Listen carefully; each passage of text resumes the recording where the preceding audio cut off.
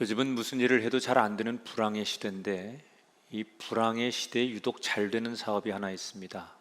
복권 사업입니다. 사람들이 불황을 벗어나기 위해서 복권을 긁으며 일확천금을 꿈꿉니다. 그래서 복권은 오히려 더 잘 되고 있다고 합니다. 그런데 사람들이 원하는 만큼 복권을 긁으며 일확천금을 얻는다고 해서 그 인생은 행복하고 성공한 인생이라고 말할 수 있을까? 미국에 휘테커라고 하는 사람이 있습니다. 이 사람은 가난한 시골 출신인데 열심히 일을 해서 100명이 넘는 직원을 거느리는 자수성가형 사업가입니다. 그런데 지난 2002년 크리스마스 이브 때 어쩌다가 자기가 산 복권이 1등에 당첨이 됩니다. 세금을 다 빼고 자기 손에 쥐어진 돈이 당시에 1344억 원이었답니다.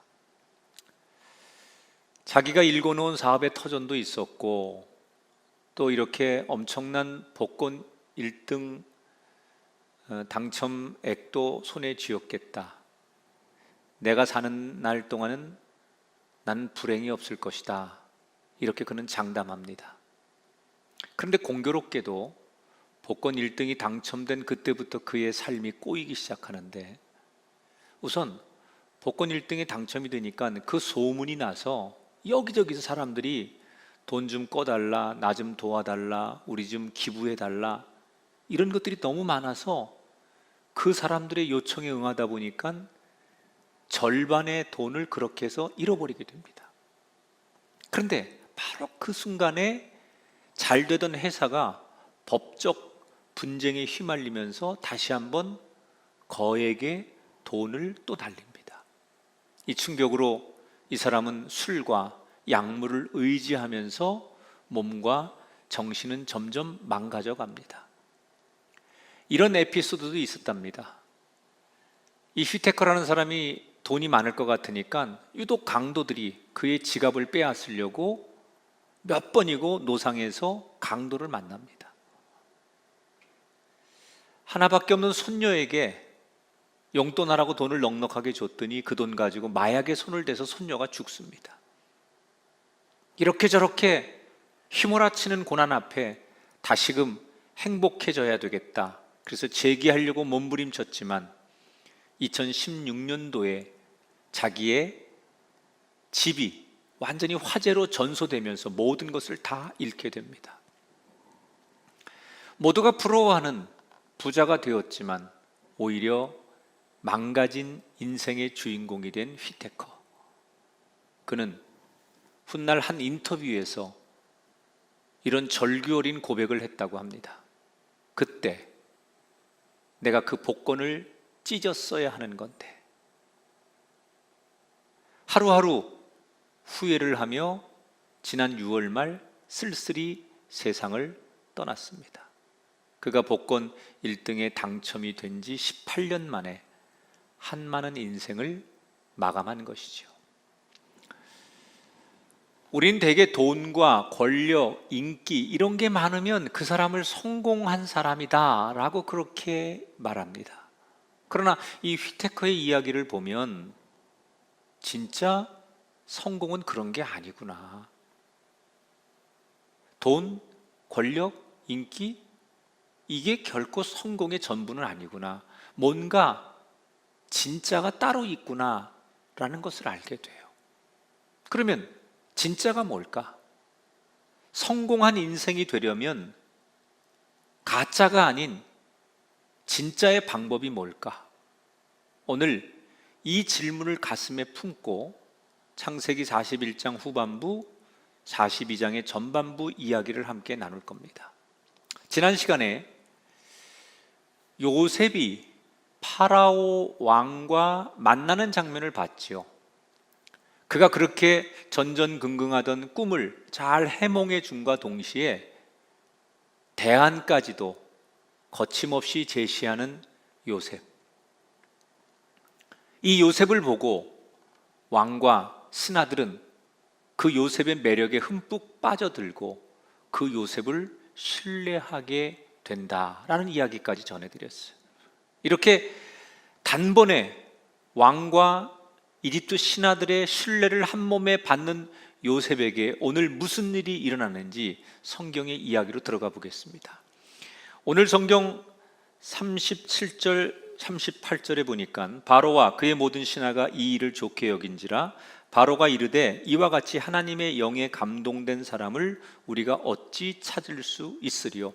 파라오 왕이 지금 요셉을 보면서 하는 말이에요. 뭐라고요? 저 요셉은 진짜 하나님의 영에 감동된 사람이구나.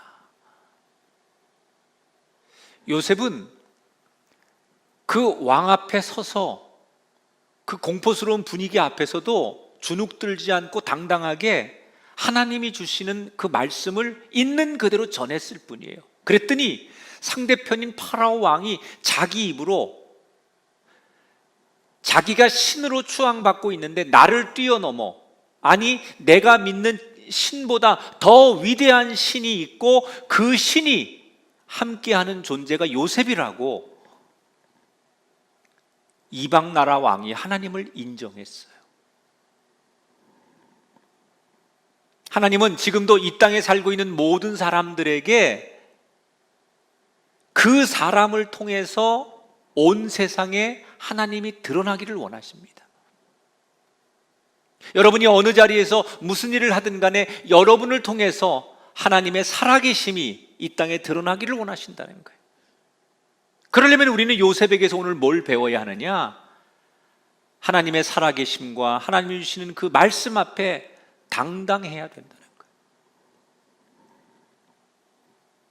자, 이렇게 매력적이고 유능한 요셉에 흠뻑 빠져 있었던 파라오 왕은 그 자리에서 파격적인 결정을 내립니다. 요셉을 이집트의 총리로 임명하는 거예요. 여러분, 요셉은 누굽니까? 지금 히브리 노예로 감옥 생활을 하다가 왕 앞에 끌려 나온 사람입니다. 말이 됩니까?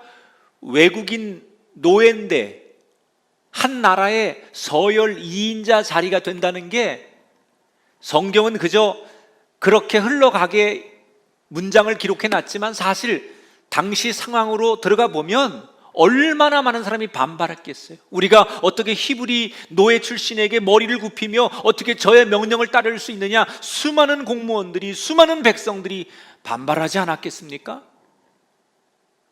이때 파라오 왕은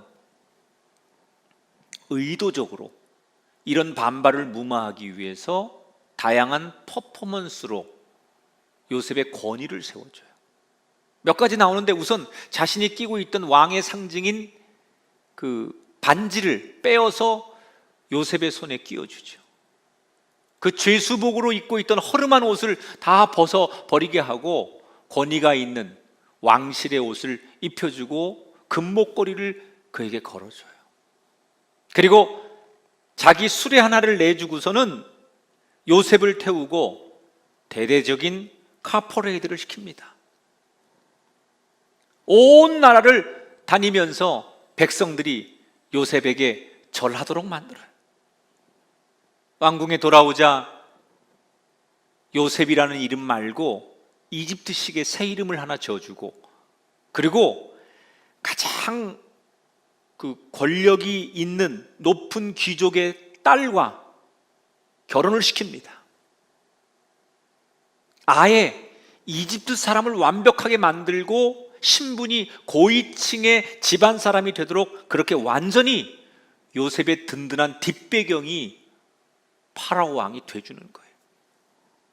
젊은 나이, 30살의 나이에 이집트의 실질적인 2인자가 됐어요. 여러분, 우리가 많은 사람들 가운데 이렇게 스펙터클한 인생을 보셨습니까? 분명히 아침에는 죄수의 신분으로 깨어났는데 밤에는 한 나라의 총리가 되어서 잠에 드는 거예요.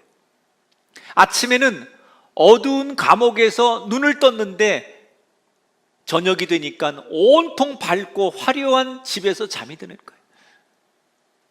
분명히 아침에까지만 해도 사람들이 무시하고 존재감이 없는 초라한 노예였는데 밤에는 이 세상 모든 것을 한 손에 짊어진 움켜진 권력자가 되어 있습니다. 하룻밤 사이에 바뀌어버린 그의 운명. 잠자리에 들면서도 이게 정말 꿈인지 생신지 믿어지지 않는 요셉의 심정은 어땠을까요? 아마도 저 같았으면 지난 13년의 세월의 사건들이 주마등처럼 흘러가면서 이제 나는 불행 끝나고 행복이 시작되었다, 이런 설레임과 동시에 솔직히 마음 저 밑바닥 한 구퉁이에는 나를 이렇게 무시하고 억울하게 감옥 살게 하고 내 인생의 젊은 청춘을 그렇게 망가뜨린 사람들에게 보란듯이 내가 이제 힘이 있으니 복수하겠다라고 하는 흥분됨이 그에게 있었을 거예요. 만약에 여러분이 이 설교를 들으면서 나는 그러지 않을 거라고 말하지만 막상 누구든 그 상황이 되면 많은 분들이 그렇게 할 것입니다. 그런데 요셉은 달랐어요. 오늘 46절에 보니까 이렇게 말합니다. 그가 애굽 온 땅을 순찰한다. 총리가 된 다음 날부터 그는 이집트 전 지역을 순찰하기 시작해요. 현장을 조사하는 거예요. 총리가 되어서 이제 고생하던 것 보상받고 싶어서 향락을 즐기거나 아니면 내가 그동안 마음속에 쌓였던 것을 복수하거나 그런 것에 전혀 관심을 두지 않아요. 자기에게 주어진 권력, 그 힘으로 내게 맡겨진 일을 하는데 온통 그걸 사용하는 거예요. 어떻게 그럴 수 있을까? 그것은 요셉이 가지고 있는 삶의 태도 때문이에요. 여러분, 요셉의 인생을 더듬어 보면 아버지 집에 있을 때나 자기 형들과의 그 생활을 할 때나 보디발 집에 와서 노예 생활을 하거나 억울하게 감옥 생활을 할 때 늘 일관된 게 있어요. 그게 뭐냐? 어디에서 어떤 상황에서 누구를 만나도 이 요셉의 삶의 가장 중요한 근본적인 태도는 하나님을 인생의 목적으로 삼았다는 거예요. 어느 한순간도 우선순위가 자신의 야망이나 자신의 목적을 이루기 위해 사는 것이 아니라 내 인생의 모든 것이 하나님의 영광이고 하나님을 드러내기 위해서 사는 것, 이것이 요셉이 가지고 있는 삶의 태도예요. 어느 날 꿈과 같은 총리가 되었지만 그 자기가 가지고 있는 삶의 고유한 목적, 삶의 태도가 그를 붙들고 있었기 때문에 그는 흔들리지 않고 그렇게 할 수 있었던 거예요. 감정을 가진 사람인데 요셉이라고 복수하고 싶지 않았겠습니까? 불현듯 그런 생각이 올라왔을 거예요. 그런데 이겨냈을 뿐이죠. 그럼 어떻게 요셉은 복수하고 싶고 남들에게 과시하고 싶은 그 감정을 극복할 수 있었을까? 오늘 성경에 그냥 휙 하고 지나갈 만한 한 구절에 작은 힌트가 들어있어요. 자, 성경을 볼까요? 51절 52절입니다. 요셉이 장남의 이름을 므낫세라 하였으니 하나님이 내 모든 고난을 잊어버리게 하셨다 하며 차남의 이름을 에브라임이라 하였으니 하나님이 나를 번성하게 하셨다. 총리를 지내는 도중에 두 아들을 얻습니다. 근데 이름을 짓는 거예요. 첫 번째 아들을 므낫세, 잊어버렸다. 지난 모든 과거를 다 잊었다. 내려놨다. 내가 지난 시간의 한과 억울함과 내 젊음에 대한, 청춘에 대한 아쉬움, 이런 거 다 지나갔으니 잊어버렸다, 잊어버리겠다, 그런 고백이 담긴 자기의 삶의 하나의 태도와 고백을 담은 그 이름을 아들에게 줘주는 거예요. 둘째 아들이 태어났는데 둘째 아들에게는 번성함을 뜻하는 에브라임이라고 정해줬어요. 하나님이 나한테 복을 주셔서 지난 괴로움을 잊게 하더니 이제는 하나님의 손에 의해서 내가 번성하게 되었다. 므낫세, 에브라임. 그런데 나를 고난도 잊게 하시고 또 번성하게 한다라는 이 뜻에 중요한 주어가 있어요. 누가 이렇게 만드냐는 거예요. 고난도 잊어버리게 하시고 과거도 보상해주고 새로운 번성도 주시는 하나님, 고난을 참고 견뎠더니, 고통을 참고 견뎠더니 보상해 주시는 하나님, 하나님이 그렇게 한다는 거예요.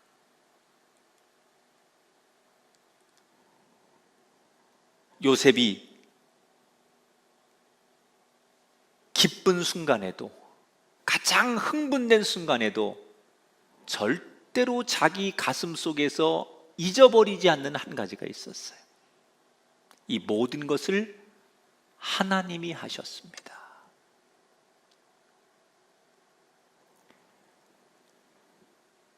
그 어떤 상황 속에서 흥분되고 기뻐 어쩔 줄 모르고 정말 자기를 주체할 수 없는 그 순간에도 요셉이 절대로 잊지 않는 한 가지가 있었어요.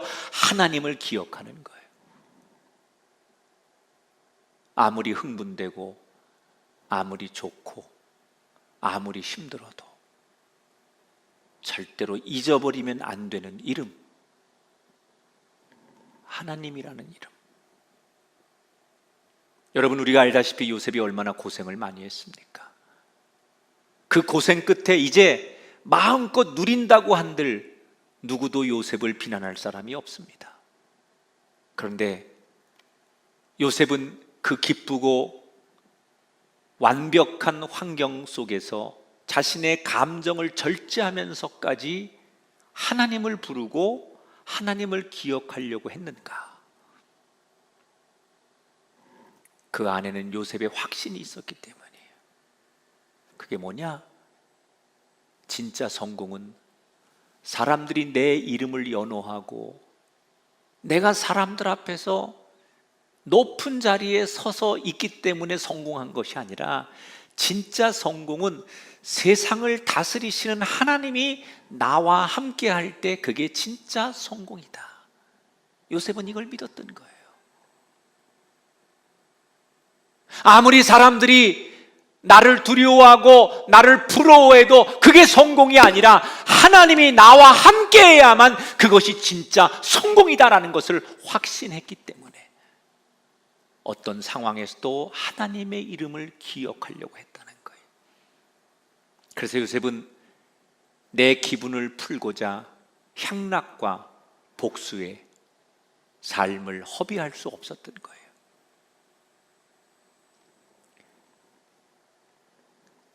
그렇게 살려고 노력했던 요셉에게 하나님은 어떤 복을 주십니까?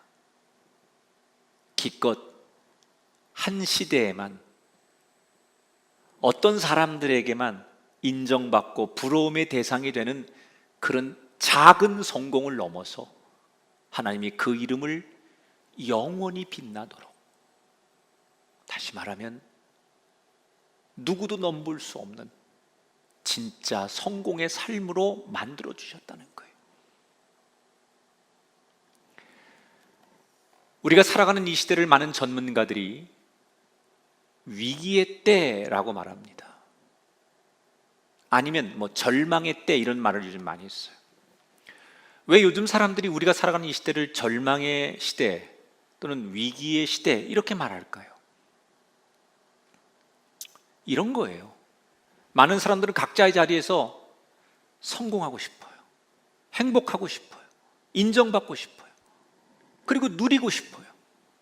그런데 내가 행복하고 누리고 성공하고 인정받고 싶은데 그럴 수 있는 여건과 상황이 되지 않는 거예요. 다 모든 게 막혀버렸어요.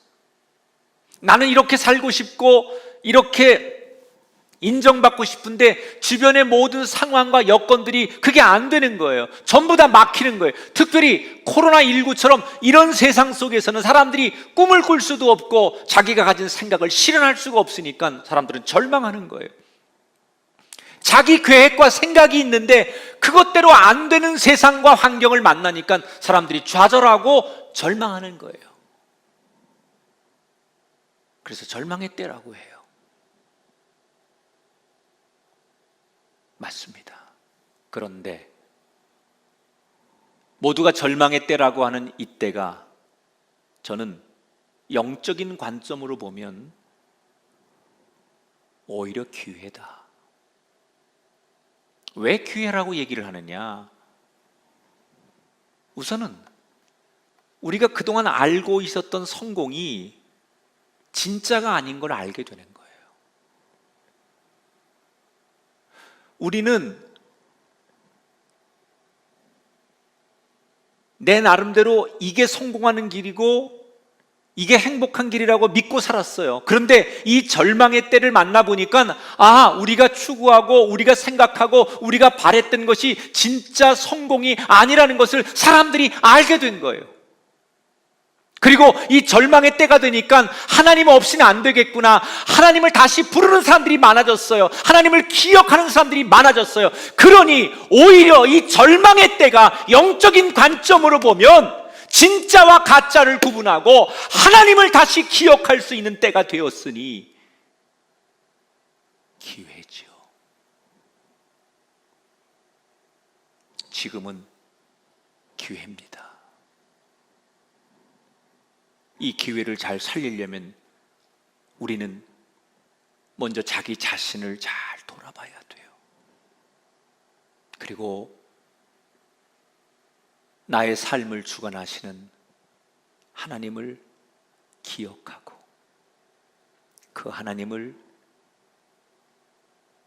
붙드는 일에 힘을 써야 됩니다.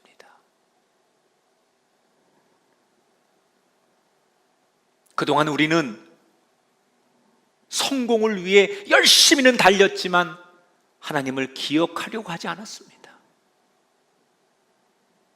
우리 모두 성공을 향해 열심히 달린 건 인정하지만 하나님과 함께 하려고 하지 않았습니다.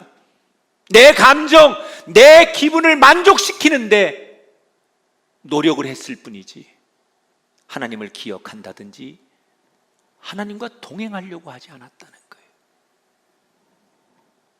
다시 말하면 우리는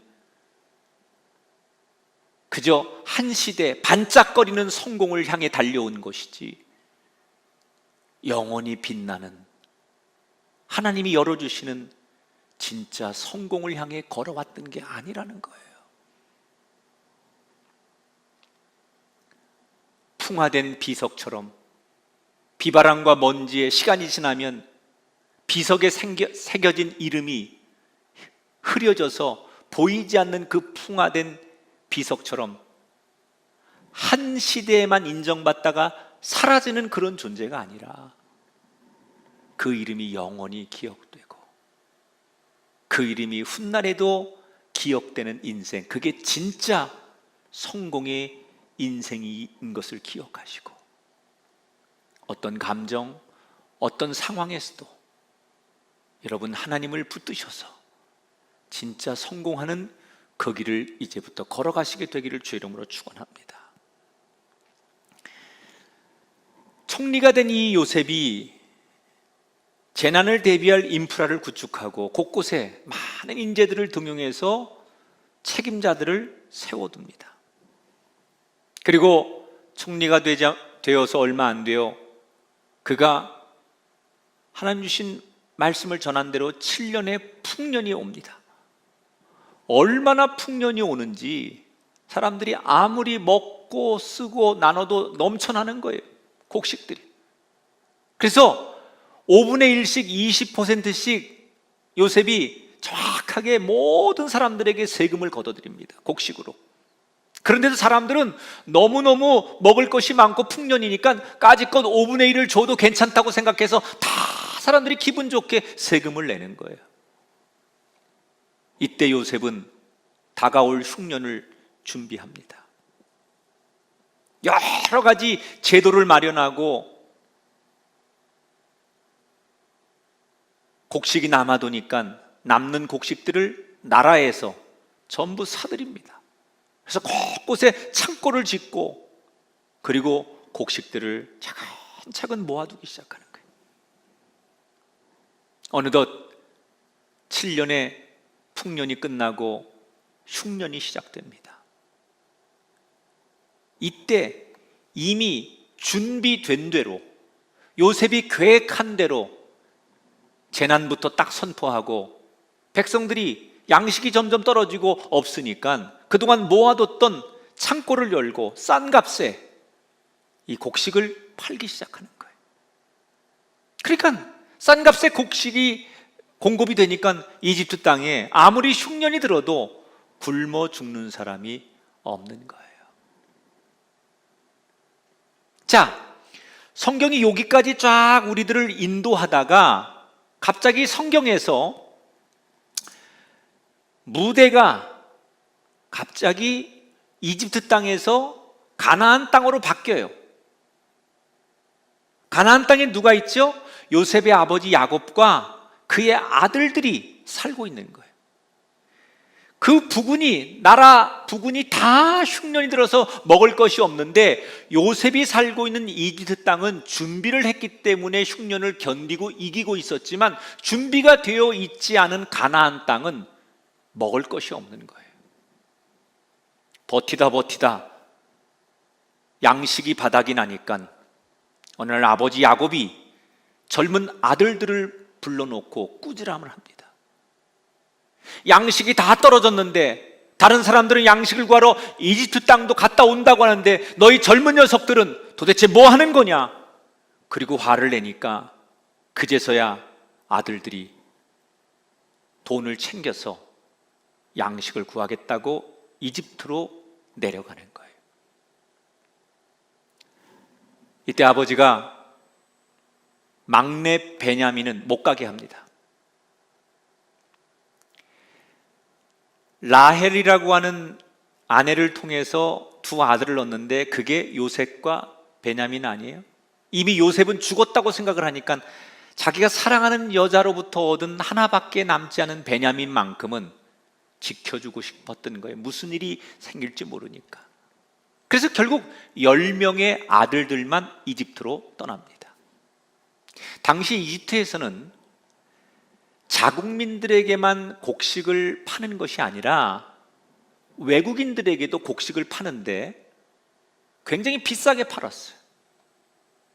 그래서 얼마에 팔지 또 얼만큼 팔지를 이걸 정하는데 이 중요한 업무를 요셉이 직접 하는 거예요. 그래서 외국에 많은 상인들이 오면 사람들을 다 분간해가지고 얼마만큼의 곡식을 사도록 그렇게 모든 계약을 요셉이 직접 다루는데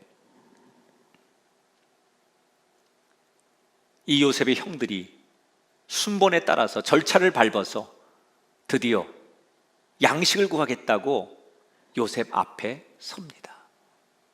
비서들로부터 명단을 딱 받았는데 요셉이 보니까 이름이 많이 익숙한 이름이에요. 그 이름을 보는 순간 손이 떨리고 눈에서는 주체할 수 없는 눈물이 터질 것만 같아요. 딱 보니까 한 22년 만에 만난 형들인데 그 형들을 다 알아볼 수 있어요.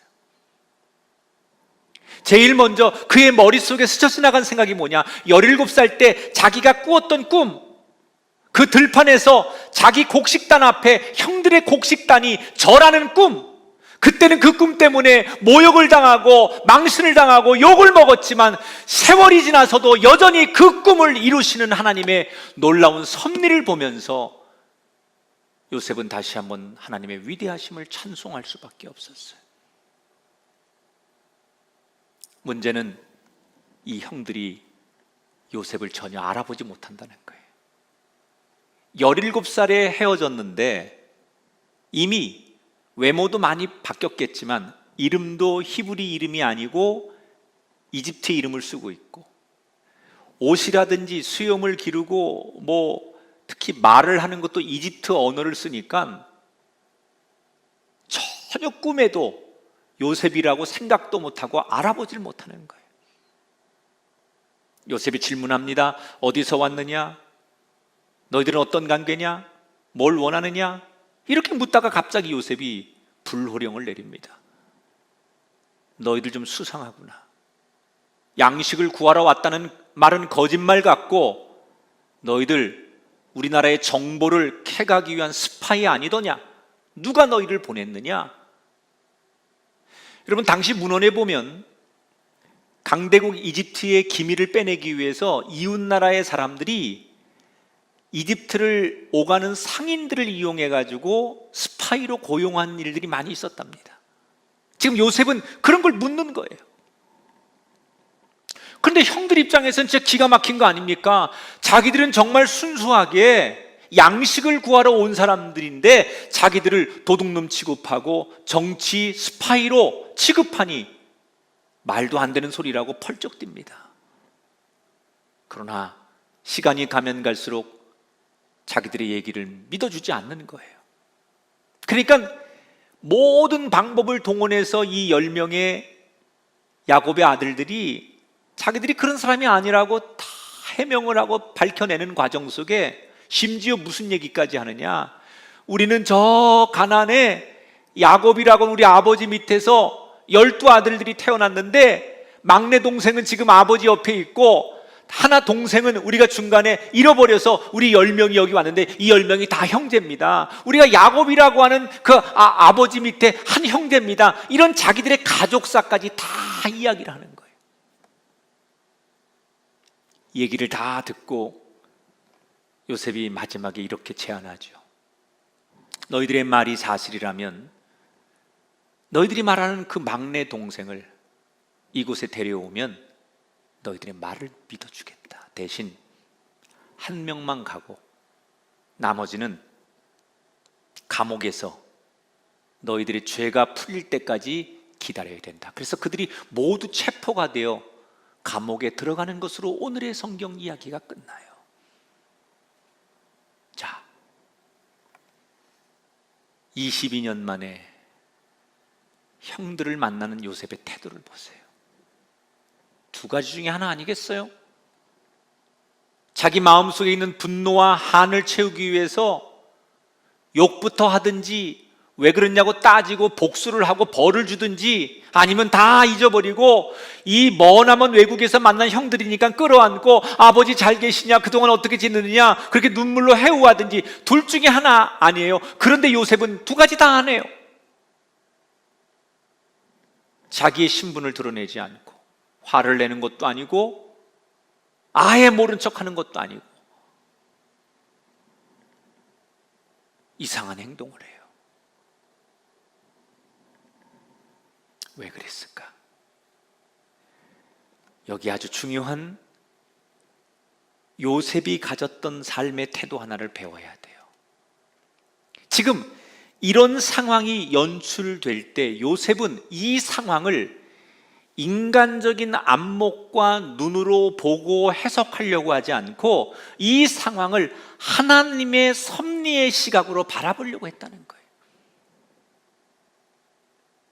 만약에 이것이 하나님의 시각으로 보는 사건이 아니었다면 복수를 하든지 분노를 하든지 자기가 하고 싶은 대로 하면 돼요. 그런데 이것이 우리의 시각으로 내 눈으로 해석하고 보는 것이 아니라 하나님이 뭘 원하시고 하나님이 어떤 것을 가지고 계시고 계획하시길래 이런 일이 일어났을까? 하나님의 시각으로 보는 거예요. 그러니까 깨달아지는 거예요. 하나님이 우리 가정을 온전하게 구원하시려고 그래서 나를 먼저 여기에 보내신 거구나. 그래서 나를 이렇게 이런 과정을 통해 여기에 세우신 거고 형들을 만나게 하신 거구나. 하나님이 우리 가정을 온전하게 회복하게 하시려고 하는 거구나. 그러면 하나님이 우리 가정을 온전하게 진짜 성공, 행복한 가정을 만드시려고 한다면 뭐가 필요할까? 먼저 해결해야 될 게 있는 거예요. 그게 뭐냐? 우리 안에 팽배하게 놓여있는 불신,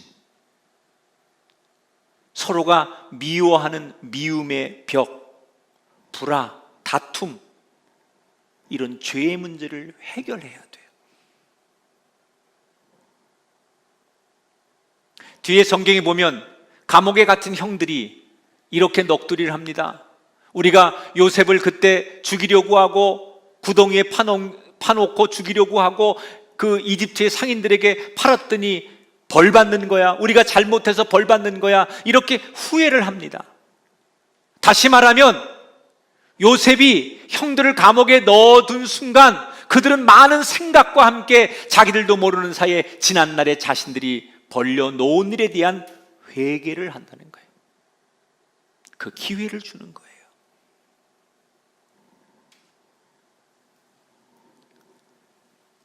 많은 분들이 내가 성공하고 싶고 내가 잘 되고 싶은 이유 가운데 하나가 우리 가정을 행복하게 하기 위해서, 또 많은 분들의 기도 제목 가운데 공통적으로 내놓는 기도 제목은 우리 가정이 잘 되는 것, 이걸 많은 분들이 공통적으로 가지고 있어요. 그래서 지금도 부모님들이 새벽부터 저녁까지 피곤을 이겨가면서 일하는 것도 가족을 위한 것이고, 교회마다 새벽마다 나와서 가족을 위해, 부모님을 위해, 자녀를 위해 눈물로 기도하는 것도 다 가정을 위해서 하는 일이에요. 그러니까 이 땅의 모든 사람들은 내가 속한 가정이 잘 되길 바라고 우리 가족이 다 행복하기를 원하는 게 모든 사람들의 관심사라는 거예요. 그런데 여기서 저는 여러분에게 한번 묻고 싶은 게 있어요. 무엇이 진짜 우리 가정이 잘 되는 가정일까? 흔히 잘 먹고 잘 살면 우리 가정은 성공한 가정이고 축복받은 가정이라고 말할 수 있는가? 아니라는 거예요. 우리가 진짜 잘 되는 가정이 되려면 그 안에 하나님이 계셔야 합니다. 임마누엘의 하나님이 우리 가정 안에 함께 하셔서 우리를 돌봐주시고 우리를 복 주실 때, 그런 가정이 될 때 그 가정은 비로소 행복한 복받는 가정이 되는 거예요. 그런 의미로 우리의 과정을 다시 돌아보면 정말 우리는 지금까지 잘 되는 행복한 가정의 길을 제대로 걷고 있었는 거 맞는가? 하나님을 잊어버리고 우리끼리만 잘 되는 가정, 하나님 없이 우리끼리만 행복하려고 하는 가정, 이런 것들을 꿈꿔왔으면서 감히 우리는 입으로는 찬송을 부르고 하나님을 들먹거리면서 하나님의 복을 구하고 있지는 않은가?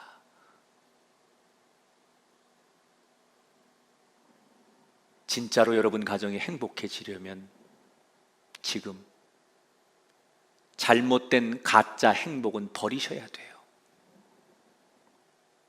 관행처럼 모두가 이렇게 사는 거니까, 언제부터 이렇게 사는 것이 관행처럼 돼 왔으니까 알면서도 끊지 못하던 죄가 있다면 과감하게 우리 가정에서 끊어버리고 버려야 됩니다.